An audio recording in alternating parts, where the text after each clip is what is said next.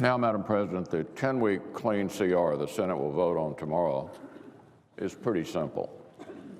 It keeps the government funded at the same agreed-upon bipartisan spending levels as today.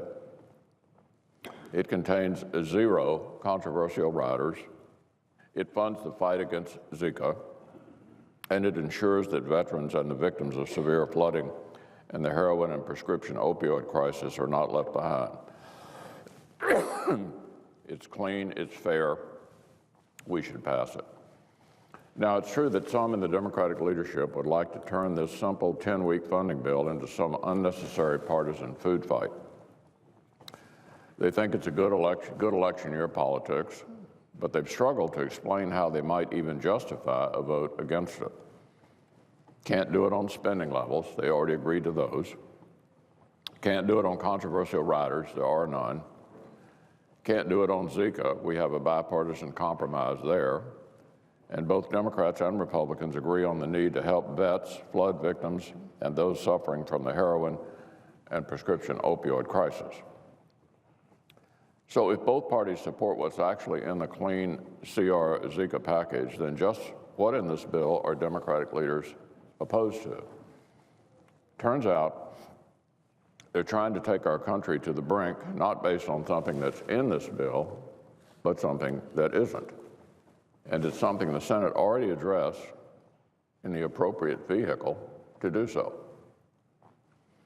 On September the 15th, the Senate voted to pass the Water Resources Development Act, which includes assistance for the families affected by lead poisoning in Flint. As Chairman Inhofe has pointed out, WRDA is not only the proper vehicle to address the situation facing Flint now, it's also the proper vehicle to help prevent water infrastructure crises in the future. The House is now preparing this week to pass WRDA as well.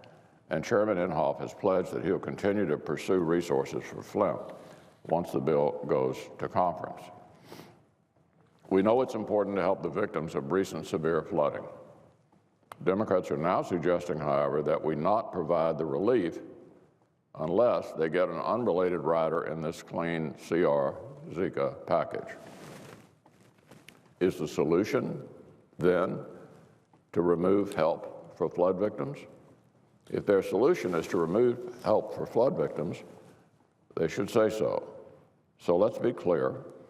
It would be cruel for any senator who just voted to help Flint to now turn around and filibuster help for the victims of floods, the heroin and prescription opioid crisis, and Zika as part of some partisan game. Senators in both parties know this. I know our Democratic friends understand this, especially when you consider their calls to do more to address the heroin and prescription opioid crisis, especially when you consider the letter they just wrote on Zika this month. Let me read some of what they had to say. Zika is now well established in the United States, with cases of local transmission by mosquitoes being reported in multiple areas of Florida, as well as U.S. territories. Democratic senators wrote, it's causing, quote, babies to die, pregnant women and communities to suffer, and adults to worry about the future long-term neurological risk from Zika.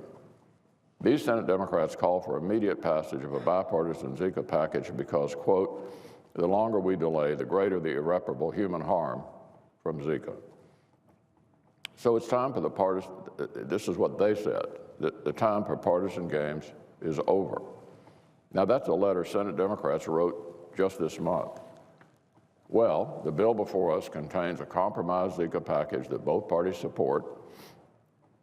Senator Nelson, a Democrat from Florida, understands the urgency of addressing Zika. That's why he supports this bill, which, as he noted, represents a, quote, clean $1.1 billion to help stop the spread of Zika virus with no political riders.